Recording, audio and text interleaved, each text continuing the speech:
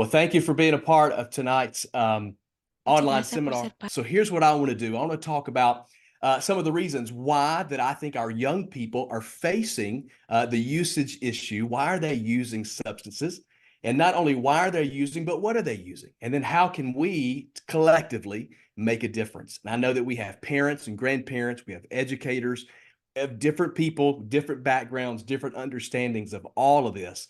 And so what I want to do is just break it down very simply. I like to get stuff off the bottom shelf where we can all see it and understand it.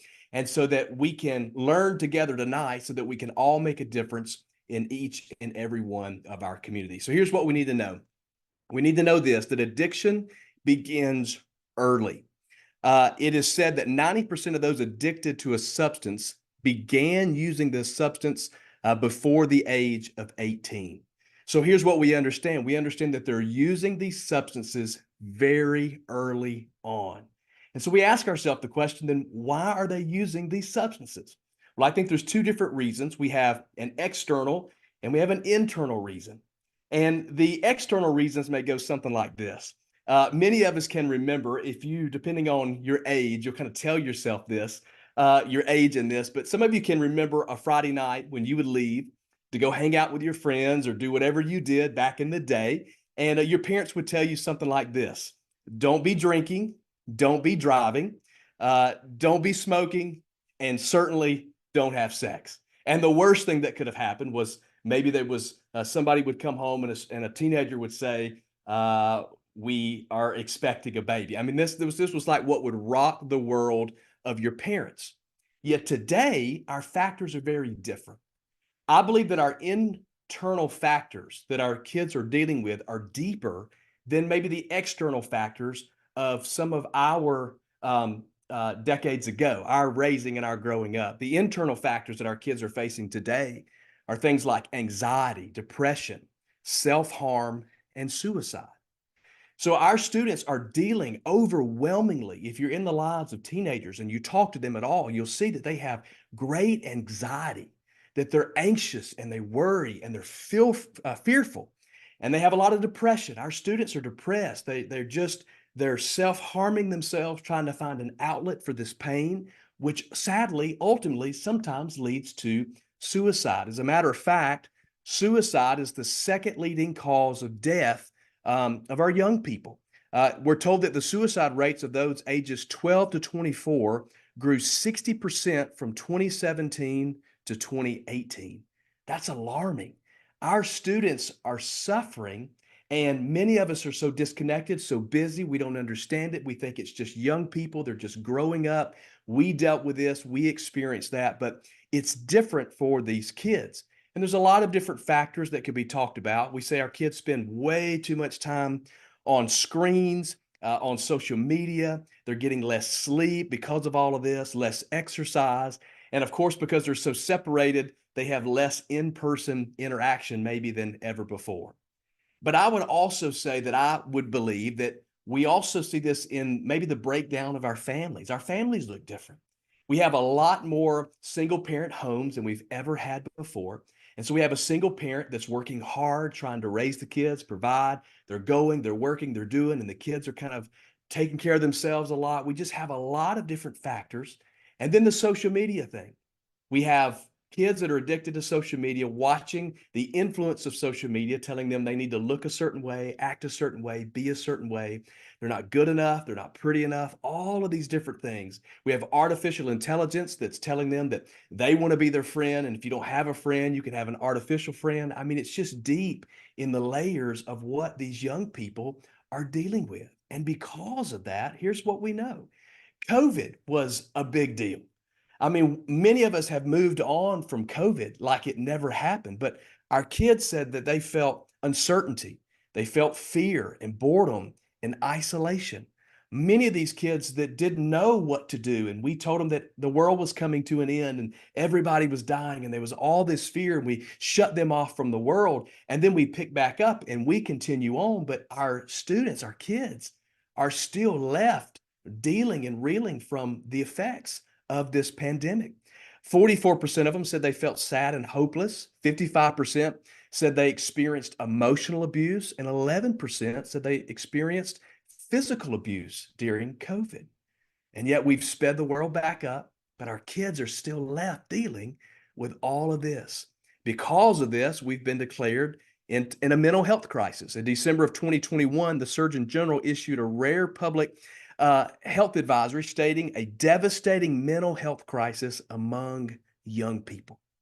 So why are we dealing with this? Why are our students using all of these substances? It's because they're trying to find a way to mask the pain and deal with everything that they are facing. We learned that kids, their connection to school was important. You can see that students who felt connected to their school were less likely to feel sad and hopeless. Students who felt connected to their school were less likely to consider suicide.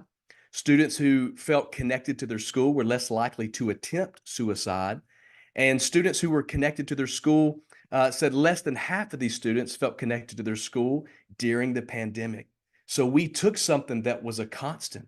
We took something that brought them comfort, and we took that away from them by taking them out of something that was positive for them. And then we understand that our kids have a hard time learning to cope. We have coping complications with our kids. There's avoidance. Our students deal with anger, and they use social media. They overuse it. And then we have substance abuse and use, and then we have self-harm. So as you can see, we've got a lot of different things that our students are dealing with. So when we sit back and we just watch what's happening in our student culture, it would be very easy to dismiss the way they feel, the outlook that they have on the world, the experiences that they've had. This generation has experienced so much. And so it's our responsibility to take the needs of our kids and to serve them and to find the weaknesses, find the vulnerabilities, find those fears, find those anxieties and those points for depression, and try to serve them the best way that we can. And tonight, you're taking an investment in doing this by learning some of the things that our kids are dealing with. So some of this stuff you may be familiar with, some of it you may not. But I want to talk to you about some of the things that our students are using. And of course, alcohol is still one of those. Alcohol is still one of the most commonly used substances, as it has been for generations.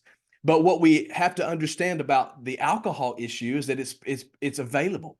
It's easy to get. Our kids have easy access to it, but they don't understand is what it does to their body. They're not ready to process it. They're not ready to use it responsibly, which is why they're not allowed to have it. But our kids are using it. It takes about 30 seconds for that first drink of alcohol to hit the brain and to begin to function inside of that brain. That's why that first sip, they say, well, it's that buzz. Oh, that first sip, there's nothing better. Well, it's because it's immediate. It's acting in our kids. And then our kids don't understand the effects of it. Their body starts freaking out. The 3 Ps start kicking in, that their body wants to either pee, puke, or pass out. Their body's trying to process this happening inside of them, and they don't know what to do with it, and they don't have the ability for the judgment, as I call it, predicting the future. In our 20s, men and women begin to develop the ability to predict the future. Some of you can remember when you were young, you would say something like, we did this and we almost died and it was awesome. And you're looking at a young person going, you almost died, you almost injured yourself. How is that awesome? Well, it's because they didn't have the ability before they started to predict the future. You and I, our brains have developed to the point to where we say, if I do this, the consequences will be this. But young people haven't developed that yet.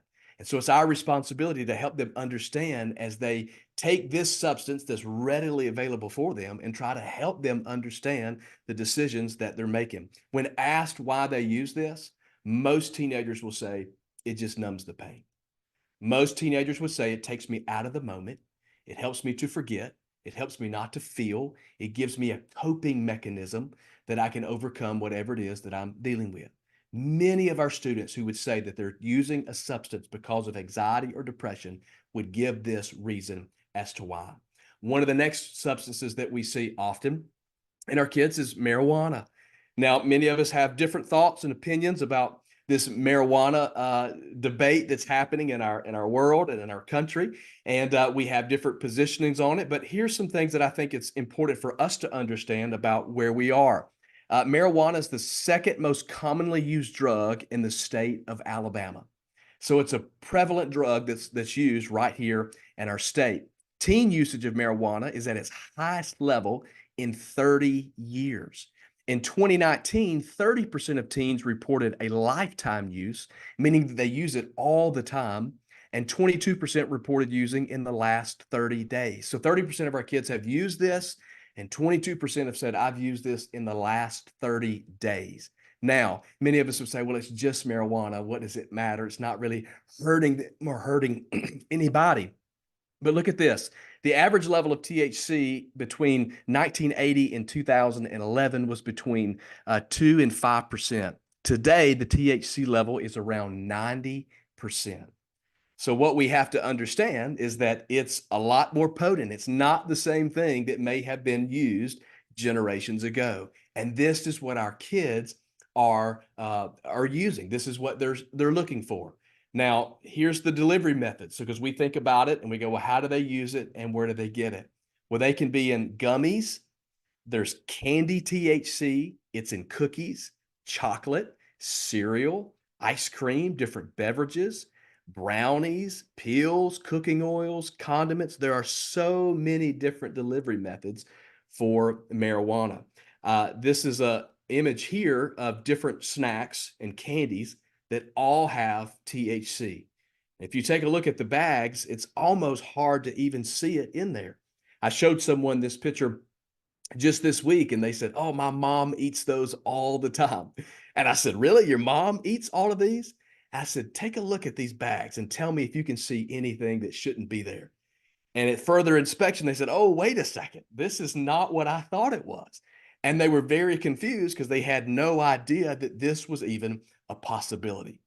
And this is the danger of what we're buying in our gas stations. We have to be very aware of what's in our gas stations. There was a great seminar done just last month on the gas station drugs.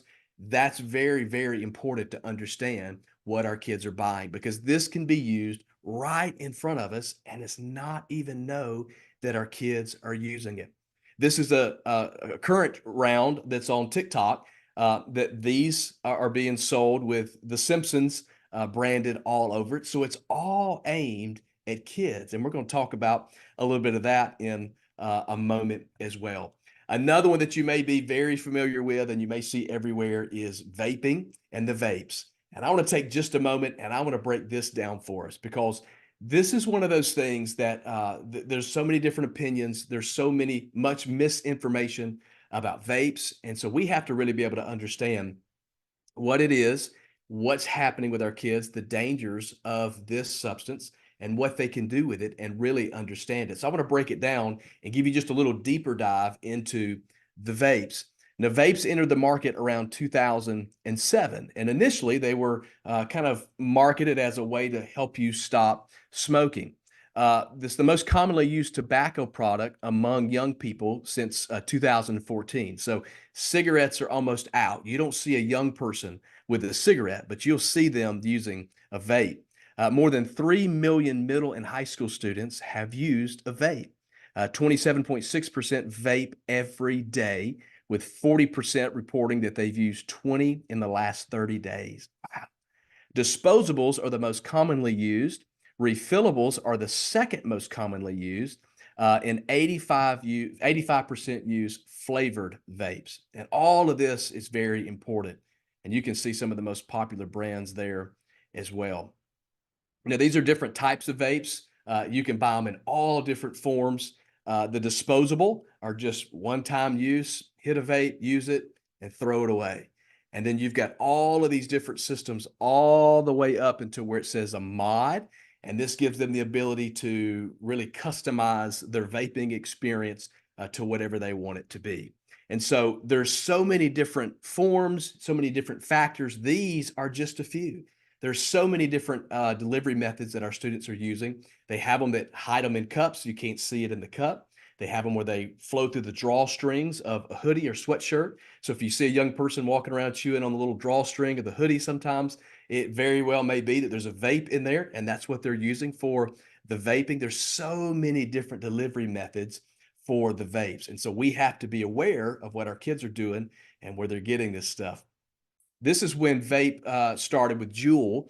Juul was one of the first to the market, and they really went after our young people really, really hard. This was back at the launch. And you can see that this is not aimed towards somebody trying to stop smoking.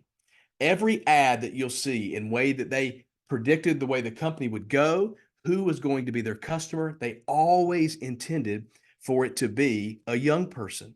All of this was pictures from the launch party, young people, attractive people, bright colors, something that would stand out to a young person, that would get their attention, that would draw them in to all of their ads. They would even use celebrities and models and actors and all these people to make posts, talk about how good the vape was so that everybody would want one. Then the flavors hit. Now, I don't know a lot of people that were out, smoking, that were looking for flavored alternatives. But when you have all of these different flavors like mango and strawberry and all these different fruit flavors, it's just aiming at kids. And so they wanted to get young people addicted to the nicotine early on so they would be their customers for the life of their product. Now, many people have never seen inside a vape. This is literally what our young people are experiencing when they vape. From the tip of the vape, you have chemicals like paint thinner, formaldehyde, you have lead, you have acetone, you have nickel, you have all of these different chemicals that's inside the vape. Not only do you have all of these different chemicals inside of the vape itself, but it heats up. And once it heats up, it begins burning on the inside. Everything that it burns off is also inhaled as well. The other thing about vaping to understand for many of this, like I've heard so many different things. I don't know what's good. I don't know what's bad. But somebody smoking a cigarette, they don't even get 100% of the nicotine out of that cigarette. In a vape, it only activates once you use it. It's not burning while you're holding it. You're literally getting 100% of it every time that you would use a vape. Now, if I ask the question a lot of times with this in the setting of young people, I would ask the question, how many of you think vapes are bad? And you'd have some that would raise their hand. And how many of you think vapes are not harmful at all? And you'd have some raise their hand. Some students would say, well, it's just the old saying that what people used to think, it's just a flavored mist or flavored water. There's nothing in it. There's nothing dangerous. And so students are all over the place. They don't fully understand. I still talk to parents and they don't fully understand. They'll say, well, my 14-year-old is vaping, but that's not really that harmful, right? And they don't have a full picture or understanding of the weight of using vapes. And the reason is because the industry didn't want it to be clear. They wanted it to be confusing because if everybody knows what's actually happening, they don't want their young people vaping. People wouldn't be using it, but they want it to be as confusing as possible and paint it as a good thing.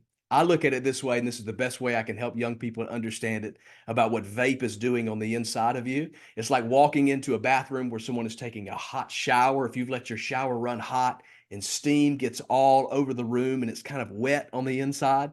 And I said, just imagine walking in with a roll of toilet tissue and taking that tissue and just throwing it up on the wall. What happens? It sticks and begins to clump on those walls.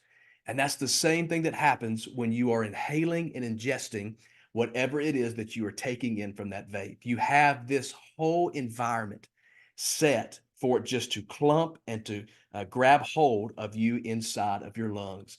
So the vape is a big deal. The vape is something that is everywhere and our kids are using it. And so we say, well, how do they get it? Well, they get it from what we're talking about tonight. They're getting it from social media, delivery methods from Snapchat. 35% of our young people say that Snapchat is their favorite. TikTok at 30%, Instagram at 22%, and then Twitter and Facebook. So they're getting on these social media platforms. They're talking to people that we don't even know who they're talking to because most of us aren't watching our kids' phones. Or if we are, they know how to outsmart us. They know how to go around all of the things that we set in place. So they're getting on all of these social media platforms. And if you don't think it's a big deal, you have to understand the power of social media.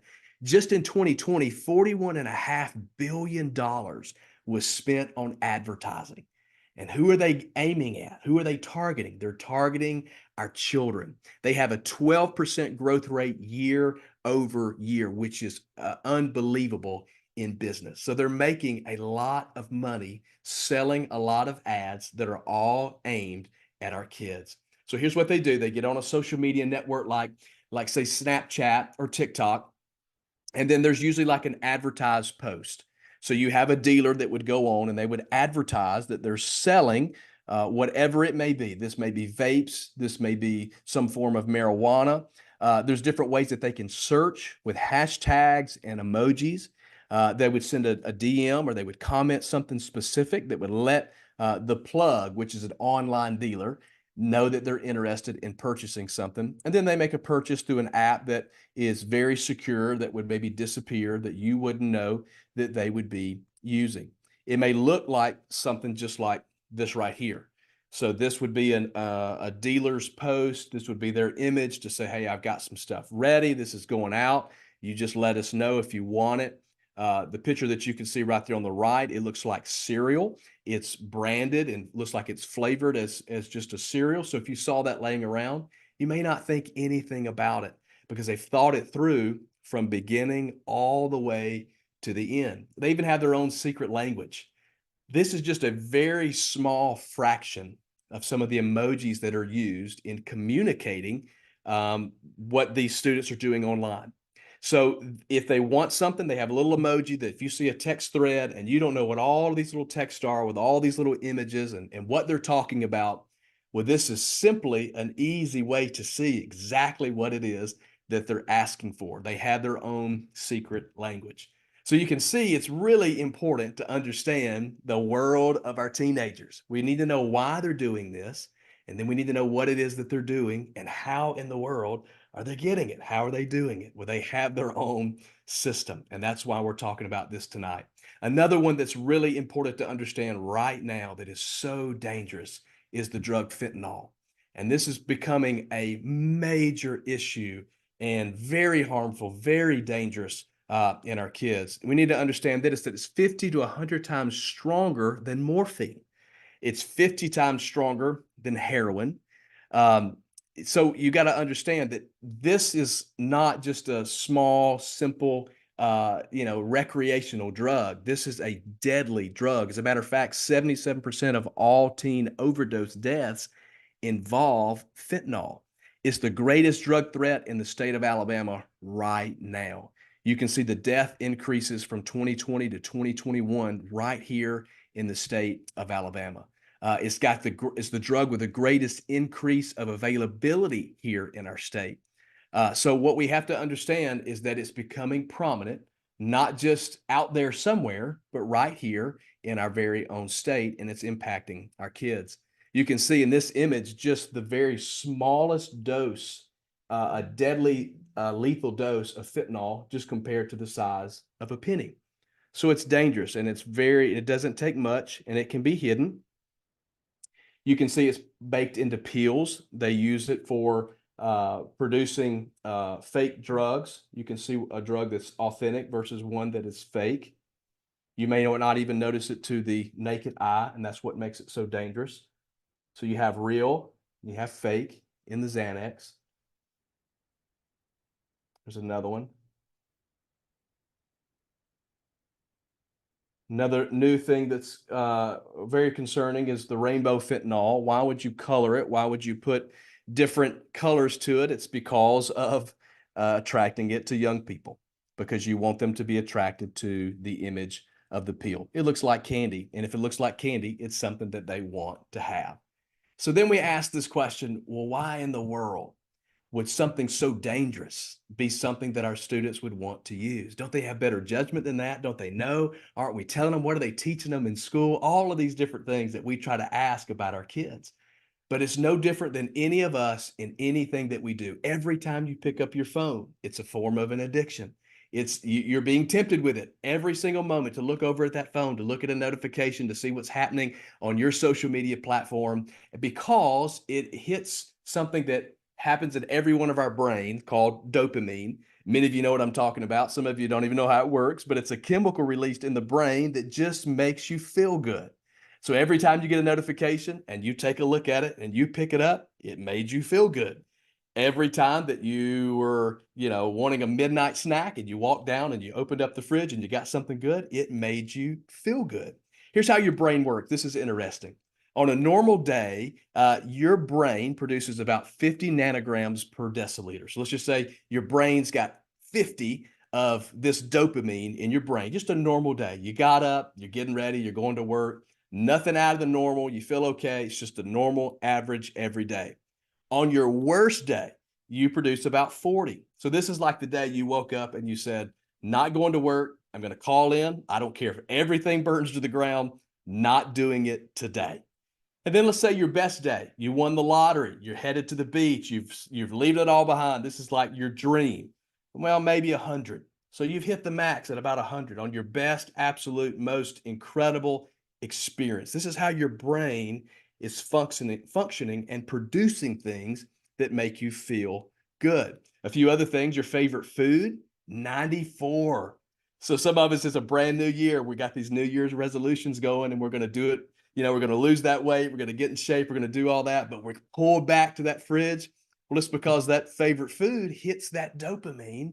It tells your brain, this is good. I've got to have some more. Sex is at 92. Some of you thought, well, that'd probably be more than food. That's why you want food more. Meth is 1,100.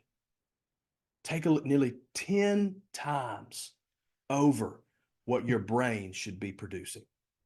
So when someone uses a really hard drug and they hit that incredible high on that first time, it's like something that they've never experienced, and the body, the brain doesn't even know how to process it.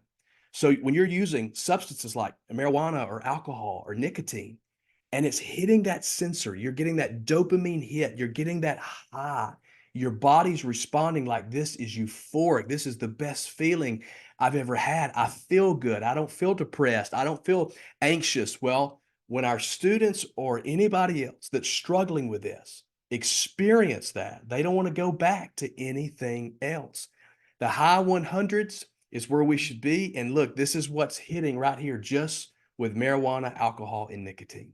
Double just a normal day. It takes your normal day to the best day ever when you begin using. But what happens is that as you begin using more and more, it doesn't have the same effect. And then eventually you get a lack of dopamine, and then you get this craving. I got to use it again. I've got to find that next hit. I've got to find that next source of whatever it may be.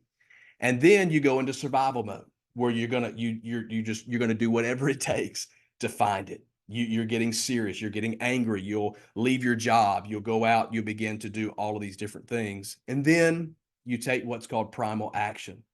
And this is where you've heard of a family that sold all of their kids Christmas presents because they had to have their fix. They would do things that they wouldn't ordinarily do simply because they were trying to survive.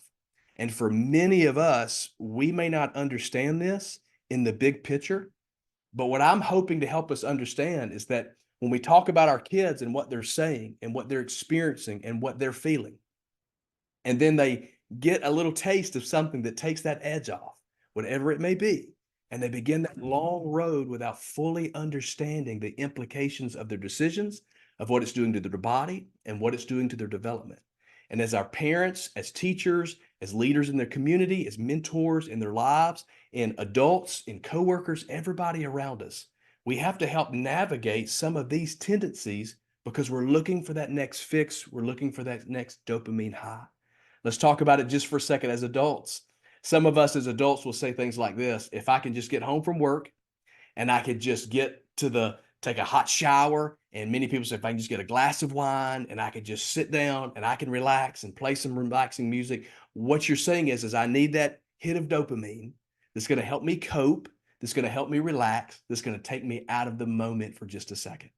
Now, regardless of where you are in that rhythm or that flow, most all of us are looking for something that's going to help us to achieve that. And so with our young people, when we're looking at them and we're watching them make these decisions, it would be easy to be angry. It would be easy just to try to ground them, yell at them, and tell them all the reasons that they should do something different. That's why we can't just say, dare, or just say no to drugs, all of those things, because it's the deeper implications that's bringing all of this to the surface. And so that's why they're using some of these substances. So let's talk about some of these warning signs that we see.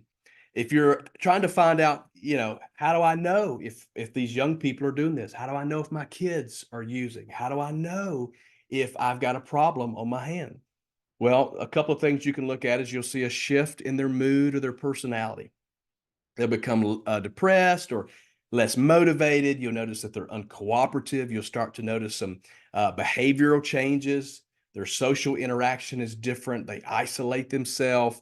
They won't make eye contact with you. They make excuses about things that's going on. Maybe they've started a poor hygiene or their appearance. They don't want to, get dressed anymore. They're not wanting to take care of themselves. They're just not quite as put together as maybe they used to be, and you don't know what happened, like what changed, what was the difference. What about their physical health? You may notice that they're just sick all the time, that they don't feel good. They're lethargic. They seem to be lazier than they used to be. What's happening with them? Well, something has shifted, and oftentimes it may be a substance that's causing this issue.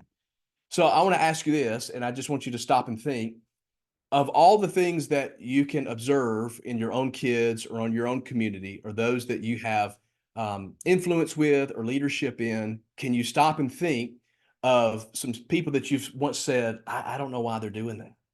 I don't know why they would make those decisions. I don't know why they would harm themselves that way. Well, I'm passionate about this simply because I've experienced it in my own family and in my own life. I've watched family members who I used to say, why are they doing this? Why would they make that decision? Why would they harm themselves? Why don't they just stop? Why do they stop and then go back to it? I used to say things like this. Why are they going to the gas station and buying this stuff? What are they getting out of the gas station? Well, the problem was I didn't understand, number one, the root cause. And then number two, I didn't understand the substances in themselves in which they were using. And then thirdly, I didn't understand how to help. And so what I want us to be able to understand that tonight, out of some of this content of just the substances that are being used and things that people are doing, is I want us to know, how do we help people when they have an issue? And I just believe at the foundation of it all, I believe you have to get down to the heart of the person. And so I want to give you some support strategies that I think are important. And I want to introduce you to one. It's called Rat Park. I don't know if you've ever heard of the story of Rat Park before, but I'm not talking about Disney World. But back before the 70s, researchers had what they conclusively thought proved that if you took rats and you placed them into a cage and you provided them with water or you provided them with drug water, that a rat, every time as they watched, they would see that they would gravitate to the drug water. And those rats would go over there and they would sip and they would sip and they would drink and they would drink until eventually they would die. So it was just concluded that if you put someone with an option of something like water, something normal, or you offered them some form of substance, that every time they're going to use the substance, they're going to abuse the substance until it takes the control of their life. Now, that was just thought to be conclusive. That's how we were. That's how we were as nature and as people. And that was our tendencies. But in the 70s, it was all changed in this rat park. So what it was done was, you see something like this where you make it really nice. This doctor named Bruce Alexander, he challenged this theory and he said, well, I'm not just going to take a cage and I'm just not going to put a rat in it with one choice of water and one choice of drug water. He said, no, he said, I'm going to build a rat park. In other words, I'm going to build a Disneyland for rats. I'm going to give them things to play with. I'm going to get them tunnels. I'm going to give them a wheel to run around. I'm going to put other mice in there so that they have a relationship and they have the sociability, all these different things that give them option, that gives them a greater quality of life. And as he began to watch these rats inside of this cage, here's what he noticed.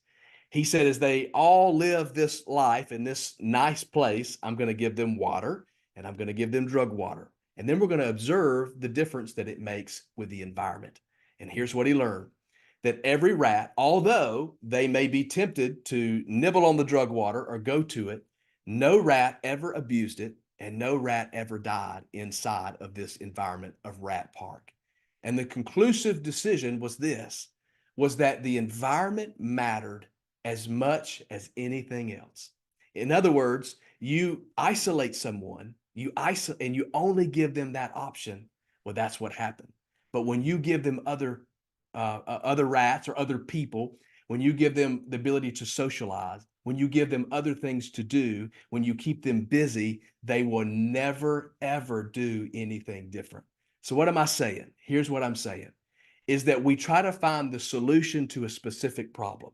But if we go to the root with our young people, here's what I believe is that the core of who they are, it matters the most. In other words, their friends, what they're doing, what they're involved with, where they spend their time, who they socialize with, all of the different things, the quality of their life and the environment that they're in.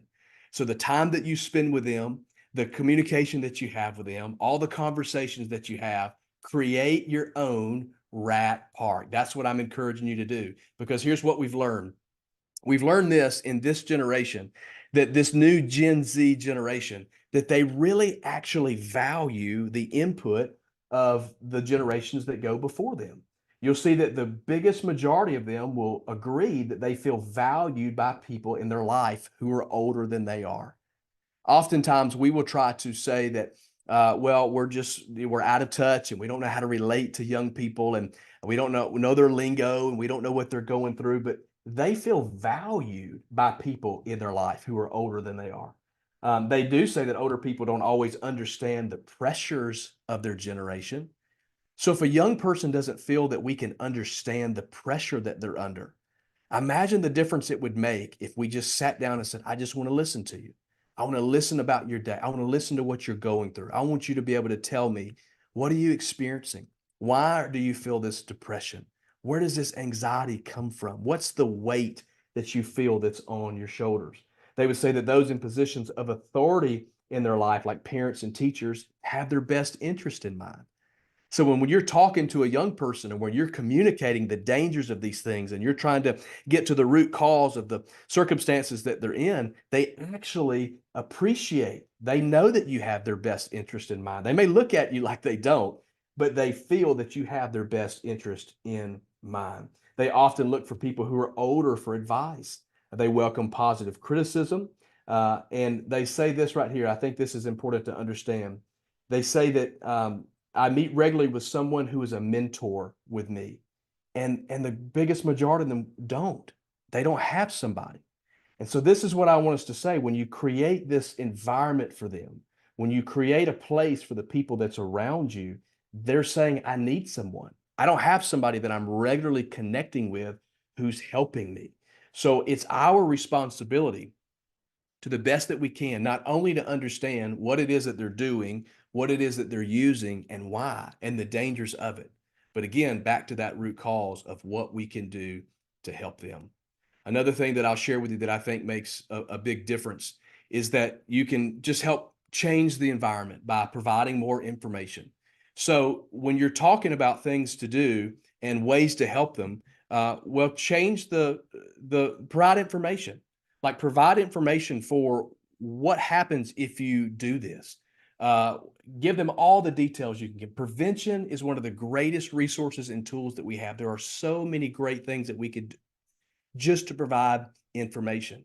Enhance skills, give them those coping skills. Try to help them understand how to cope with those depression, the anxiety, all the weight that they feel.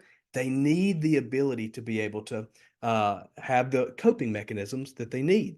Provide them support, change consequences, sometimes grounding, taking the car away, restricting some things. If you're an administrator in your school, change the consequences for being caught with vapes or any other substance that may be. We can do that. We can change policies in a lot of different ways. We can change the physical design to make areas safer for some of them, and we can change some of the access that they have. So we have so many different strategies to help support our kids in the different environments that we have. None of it's necessarily a one size fits all, but they are options and abilities that we can start somewhere to go, where can we carve this out in our home, in our schools, and in our community to try to serve and provide for these kids, because they're looking for people who are ahead of them, mentors in their life, people to invest in them to help them with these very things. The last thing I would say that I think is probably the most important thing is to provide these kids with purpose. it was stated that in Portugal, that they had the worst drug problem that there had been. I mean, it was just rampant in their area. And so here's what they did. They decided after trying so many different things that they were just going to take and all the investment that they were putting into all of these different strategies, and they were going to try something very different. They were going to go far out, and they were going to invest all of these resources in grants and funding to help provide jobs and provide startup for people who were coming out of addiction or active in addiction to try to get them back on their feet. And here's what they learned after a long time of running this is they learned that the jail rate, the death rate, the substance use rate, all of this began to drop in their area. And so what they began to ask people is what made a difference? How did this change your life? And here's what they said. They said, we had purpose. We went from having no purpose to now we had something to give our life to.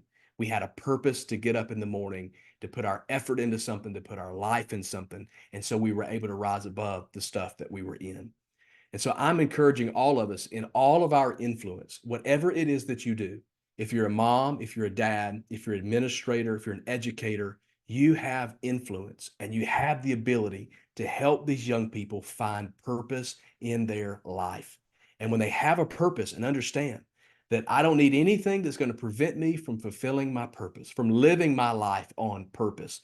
And every day that you have a conversation with a young person, you can instill purpose in their life. You can let them know that there's a reason they're on their planet, that they're valuable, that they're loved, and that they matter, and that anything that they're going through, that you want to help them, that you want to support them, and that you want to help them make good decisions. You want to help carry the weight of some of the anxiety or the depression or whatever it is that they're feeling, the hardships that they're walking through as young people.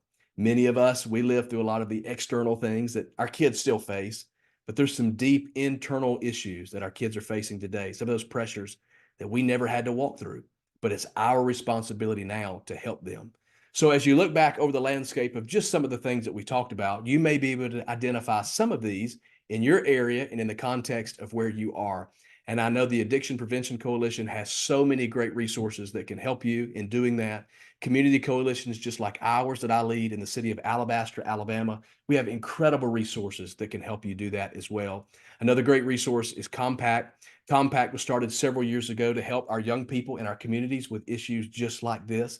They work in a lot of our communities, and I know many of you are familiar with them, especially if you're in the school systems, but there are so many great resources to try to help us band together and make a difference in the lives of our young people. So here's what I want to do. We have just a few minutes left, and I just want to open it up if there's any questions or anything that I know this was a lot. I wanted to keep it within an hour.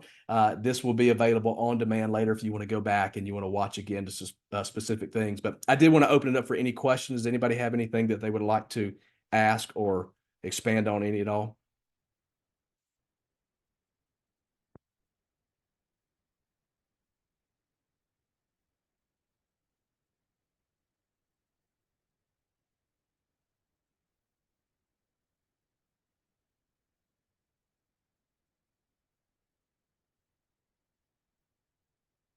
If you just want to jump on video or audio and ask if you do, or if you want to post something in the chat as well, that's available.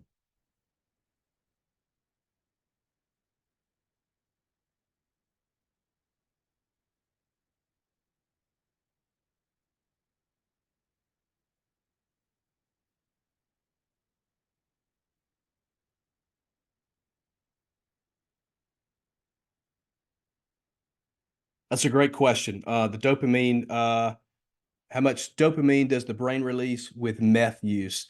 That was up around 1100. So about 10 times the amount of what we would produce on our best day. So very dangerous. Yeah. Would love to share this presentation with the focus teachers at our school. Absolutely. Yeah, you're welcome to any of this, or if I can help you in any way, I would be glad to do that as well.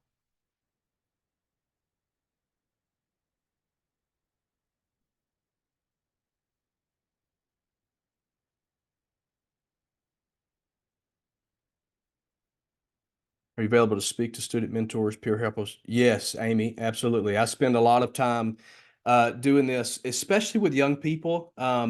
a lot of times we have these conversations, and it's a lot of us that are at this table a lot. And, we may dig into this a good bit more and in depth, but with young people, I think that's really where we're the most advantageous. So absolutely, I can certainly do that. Can you comment on use and abuse? I feel like marijuana is so normalized and wish it wasn't the case with our young people. Yeah, I do think that's the case. I think what we've done is we have normalized it so much that we've minimized the impact. And when we paint a picture culturally that there's not a lot of harm to it, that there's not a lot of risk to it, it's oftentimes because it's coming in candy and the forms of delivery seems so normalized. That's going to be the attitude toward it, and it's really dangerous because our kids don't understand what it is that they're using or how they're taking it. And so I think what we have to do is work really hard, especially in the prevention world, to get as much of that information as we can out there.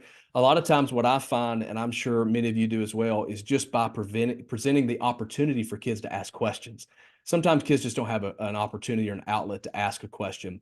So through some of the simple presentations that we do like this, some of the most important things happen to me after the presentation, standing in the front talking to kids who just have more questions because they don't have an outlet to be able to ask these questions. So I think that's very important.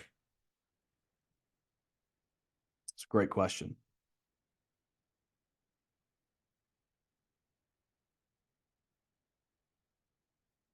And for anybody who would like it, this is my email. So if we can provide anything else to you, we'd be glad to do that for you. So feel free to send out any questions if you have it, or would like any information, any of the sources for any of this content or anything else would be great. All right. Anybody else? Just real quick. Anybody? All right. Thank you all for being a part of this so much. Thank you all. Have a great night.